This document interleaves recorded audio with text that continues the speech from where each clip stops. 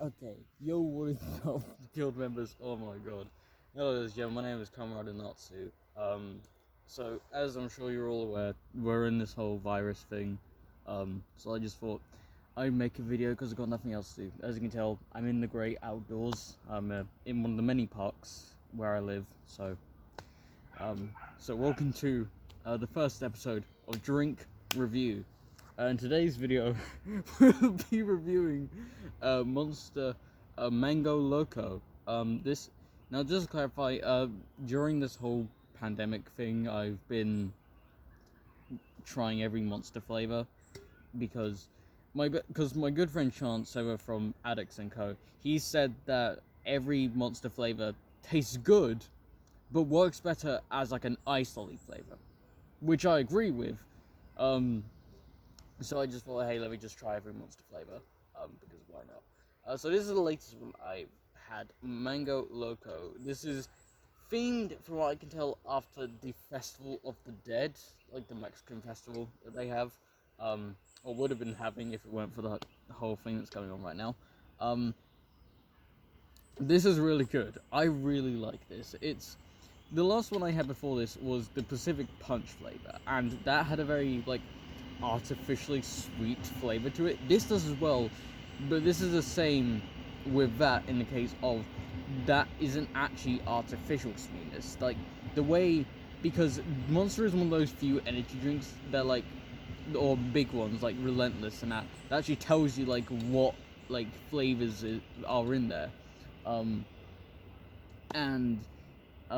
like, from my experience with Lucozade, this tastes like every other tropical energy drink or every just tropical fizzy drink I've ever had.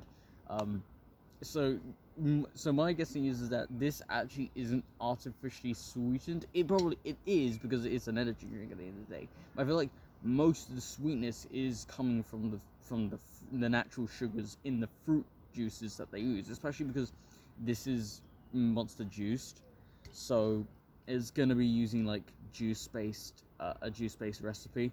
Um, so the natural sugars in the juices that come from the fruits are what's gonna give more sweetness to this. And it was the same with the Pacific Punch, because the Pacific Punch was like an enhanced version of the Pipeline Punch, which at the time was my favorite until I tried Pacific Punch.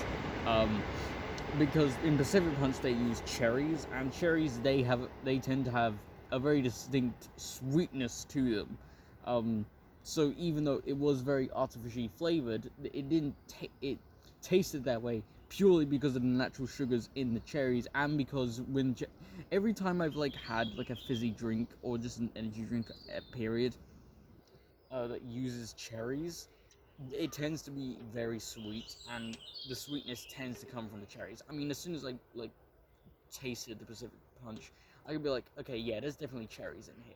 Like, I tasted the cherries straight away, and that's the thing. I think this one, I'd say, when it comes to like a combination of different like fruits and flavors, works better than the Pacific Punch. And it's not me saying I hate the Pacific Punch. I love the Pacific Punch. I'm not sure whether I like this one more or that one more.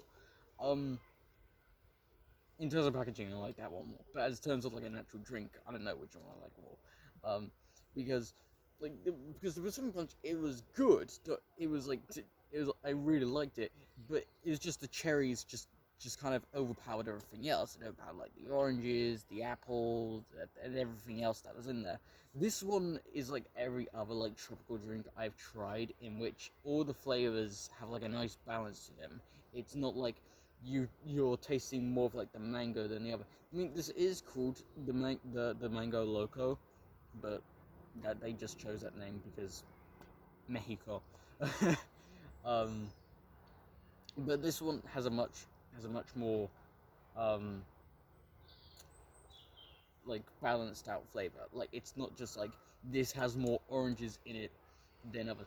Obviously, it's gonna have more of one type of fruit in here than the other, because you have to like balance out the flavors, and some flavors can like be more of a powering if you put like equal amounts of it in there. Like, if this had like equal amounts of like white grapes, guava, apple, pineapple, passion fruit, apricot, and all that, then like it just wouldn't work because one flavor would overpower the other.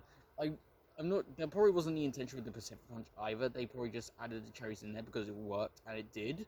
Um, but the cherries just provided so much sweetness that the only sweetness was coming from the cherries. Like, if you like tasted it enough, you could like get some of the other like fruits that were in there. But with this one, it's like you can tell that this is a tropical drink and that this is like a combination of different flavors. It's not just like one flavor is like more important than the other. They all like balance out very well. So plus it just tastes really good.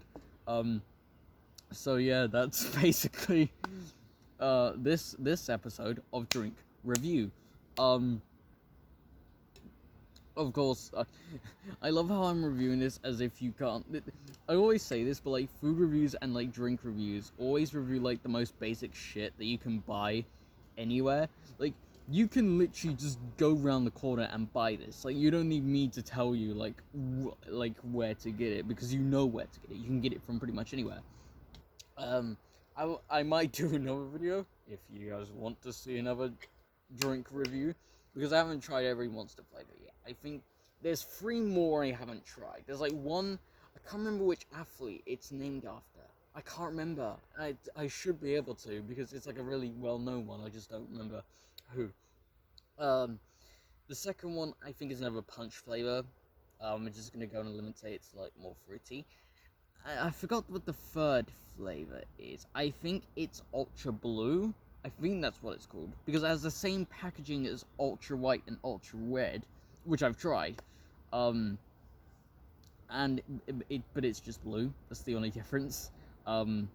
So I'm not sure what it's gonna taste like. Because the red one was good.